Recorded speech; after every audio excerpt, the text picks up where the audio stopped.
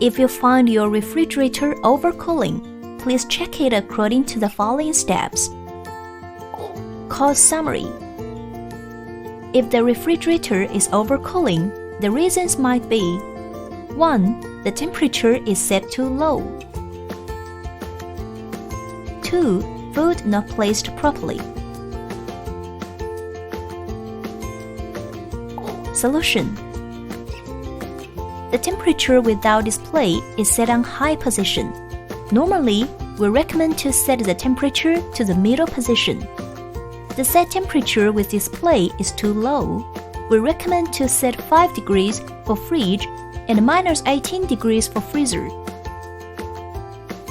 Food may be placed too close to the back wall, near the air outlet. The temperature of the air blowing from the freezer is very low.